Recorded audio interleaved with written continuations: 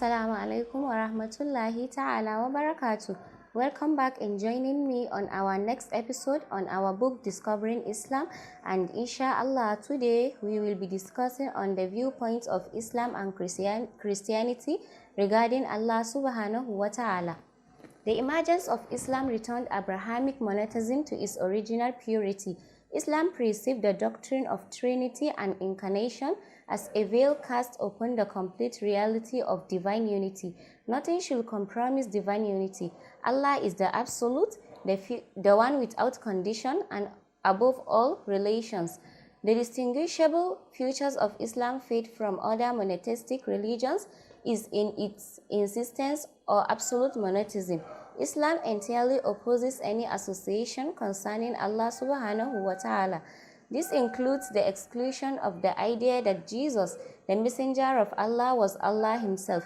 Allah stated in the Holy Quran where he says, "It is not for a man that Allah should give him, Jesus, the book, that is gospel, and judgment and apostleship, and yet he, Jesus, should say to people, be ye worshippers of me besides Allah, but rather he will say, be ye Allah what you teach the book and what you read yourself." Quran 3 verse 79. Muslims believe that Jesus was a human prophet and divinely inspired by Allah subhanahu wa ta'ala. However, Jesus is considered to be a servant and conveyor of Allah's message. Neither the Old Testament nor the New Testament mentions that Jesus was the son of Allah subhanahu wa ta'ala. Barbara Brown, a contemporary American scholar, supports this idea with the following statement, where he says, "The doctrine of divinity said that Jesus is the son of Allah, the word of Allah made flesh. Even though Jesus himself never claimed to be divine, Paul gave him this attribute for one reason, to gain converts among the Gentiles. The Gentiles were pagan who were used to worshipping Allah, that is the gods, that had wonderful legacy and might behind them. Several of the pagan deities of the time, such as Mithras, Adonis, Attis, and Osiris, were all the offspring of a supreme ruling Allah subhanahu wa ta'ala. Several of the pagans deities of the time, such as Mithras, Adonis, Attis, and Osiris, were all the offspring of a supreme ruling Allah, and each had died a violent death at a young age, coming back to life a short time later in order to save the people. Paul took this into his account, giving the pagans something similar in Christianity, and he also attributed divinity to Jesus, saying he was the Son of Allah, the Supreme, and that he too had died for their sins. In doing so, Paul compromised the teaching of Jesus with pagan beliefs in order to make Christianity more acceptable to the Gentiles.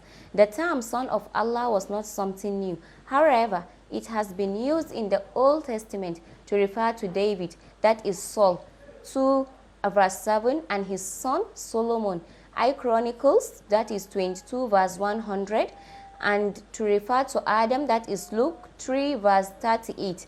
In the New Testament, in his famous Sermon on the Mount, detailed in Matthew 5, Jesus tells his listeners, "Blessed are the peacemakers, for they shall be called sons of Allah."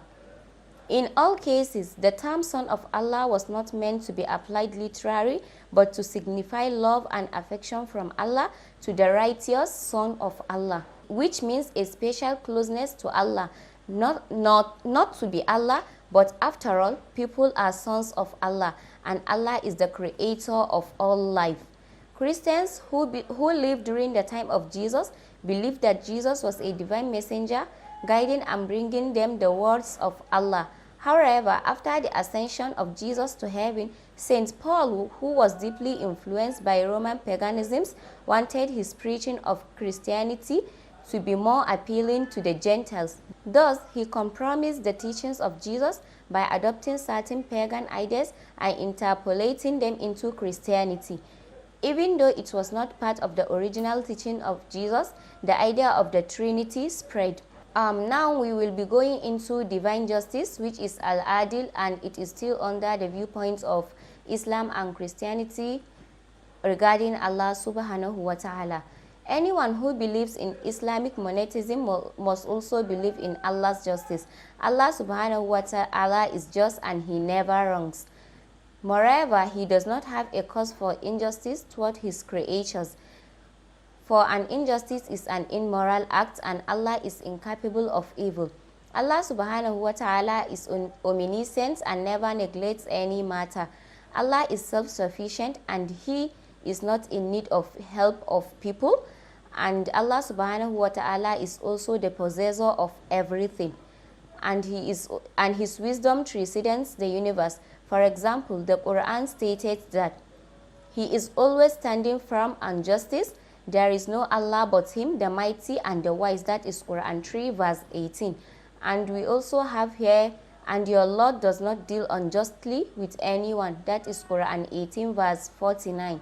And we also have, we did not wrong them, but they wronged themselves. That is Quran 16 verse 118. Just as Allah subhanahu wa ta'ala encourages human beings to emulate some of his attributes, such as being patient and forgiving, Allah subhanahu wa ta'ala also requires humankind to follow the way of justice. For example, the Quran states, "Say, my Lord has enjoined upon me justice."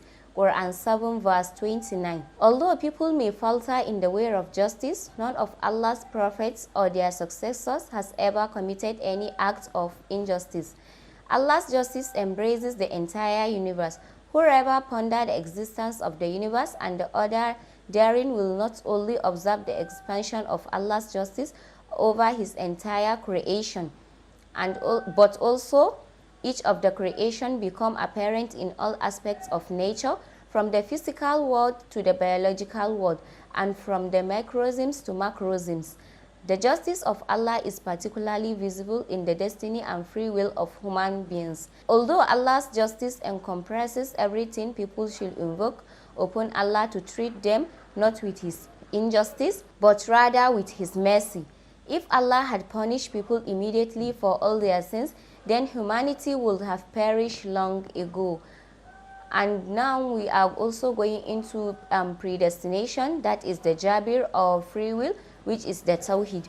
The question of man's predestination or freedom of choice has preoccupied humankind throughout the age, and it continues to be discussed by Islamic philosophers and scholars. Ultimately, two schools of thought regarding the question have emerged. One, called the compulsionists, hold that human beings do not have the freedom of choice. Every decision, utterance, and action people make had already been predestined since the time of creation. Compulsionists believe that the faithful have no choice in their fate. Likewise, the unfaithful have no choice but not believe in Allah. They maintain that everything is unaltered and predetermined. The second school of thought, that is the free will, declared that human beings are masters of their own acts. This notion is in concordance with the Quran, which says, "None will be wronged in anything, nor will you be required anything except which you used to do."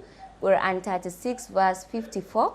And in addition to another verse from the Holy Quran, where it stated that the truth is from your Lord, so whomever wills, let him believe, and whoever wills, let him disbelieve. Quran 18 verse 29.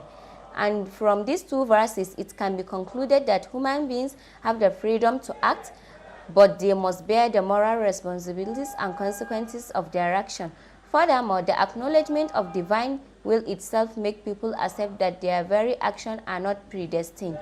The beginning of guidance is always from Allah, but the beginning of man's destruction is one's erroneous choice. The Quran also stated here that whatever good reaches you is from Allah subhanahu wa ta'ala, but whatever evil befalls you is from yourself. Quran 4 verse 79. What this chapter is trying to tell us here is that whatever you see happens to you in your life is predestined since before you were being given birth in this world, and whatever good you see in your life is from Allah subhanahu wa ta'ala, and whatever bad you see in your life is from you yourself. So you should always try and do good in your life so that you will see good and also have a very good and enormous ending. Inshallah, we will be stopping here for today in this chapter, and don't forget to join us on our next episode next time, inshallah. Jazakumullahu khairan for watching. I'm Zainab Abdullahi.